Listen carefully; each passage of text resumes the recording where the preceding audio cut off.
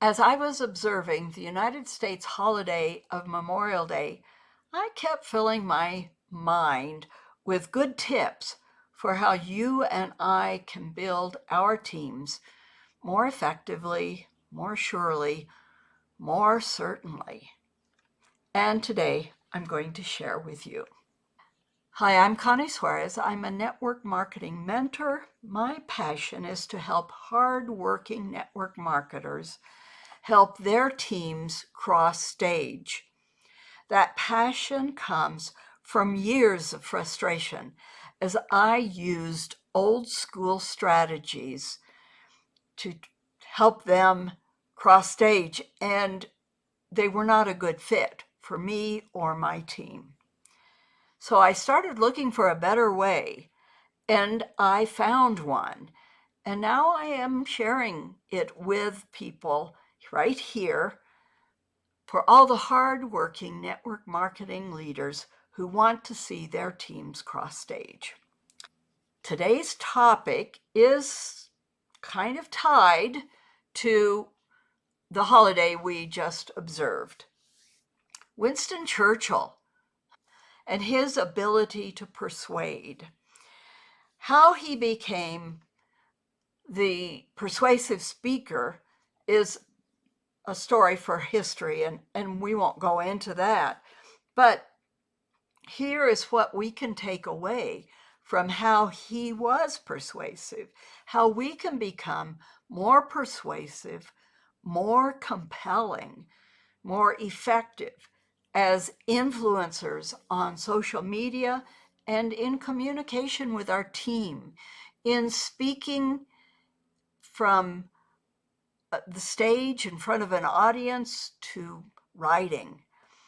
We want to be effective, don't we?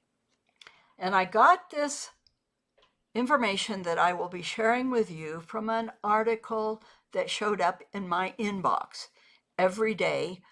I have subscribed to an email from Inc., that's INC as in Incorporated, Inc.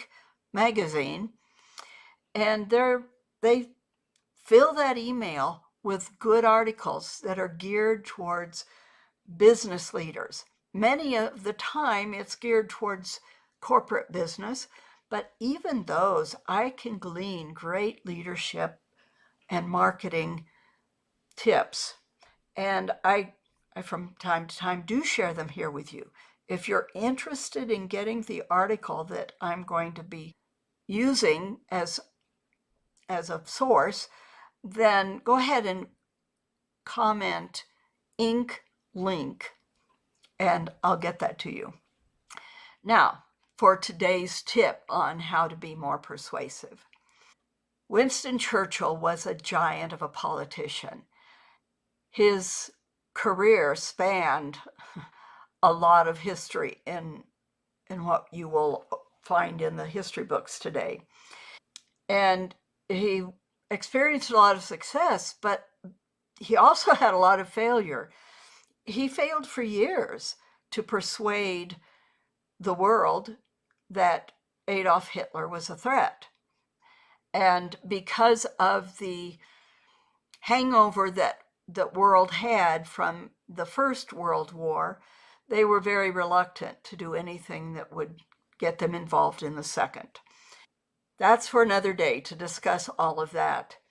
But in the article that I read over the weekend, I learned that there were two key reasons why people who have been studying Churchill and his speeches have decided he was so effective and so persuasive. Two reasons, and I'm going to talk more on the second than the first. But the first one was that Churchill had an emotional intelligence. He understood how to read the emotions of the people. And perhaps in the beginning he didn't, because for so many years he wasn't successful in persuading. But maybe in that time of failing, he grew that emotional intelligence. And he said at some point in his life, failure isn't fatal. And in a speech, I think the whole text of his speech was one sentence. It was to a group of graduates, young men, and he said, "Young men, never give up. Never, never, never." And that is something he has taught us, and well and good for us to learn from him. But I want to spend the rest of this time talking about how he crafted his speeches. The writer of the article, Bill Murphy, said Churchill often didn't write his addresses in prose with long paragraphs and traditional grammar. And think essay. Churchill could well have written an essay, and probably did, but his speeches were not essays.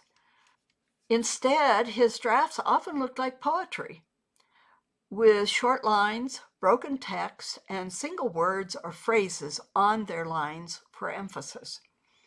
So, very interesting to me. That sounds like copywriting, the kind of copywriting that I've been learning from some of the copywriting masters, and they use short lines and broken text and often single words or phrases on their own lines.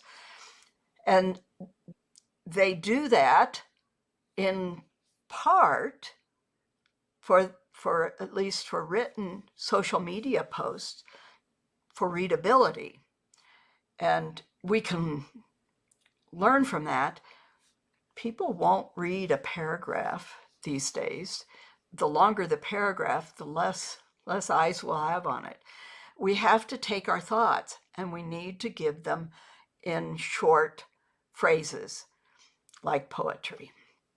So once again, that's all I'm going to share with you, but you can read the article and get the full understanding of it, more in-depth analysis of even one of Churchill's speeches, and learn for yourself by commenting the ink link.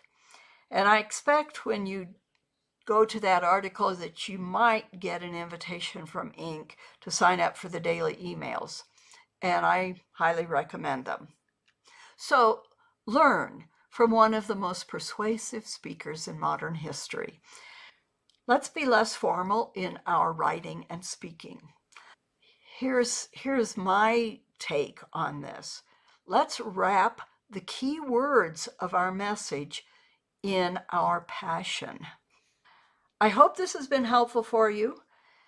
If you want more material like this, then subscribe to my channel. And please comment below what was the biggest takeaway for you in this. This is Connie Suarez. I'll be in touch.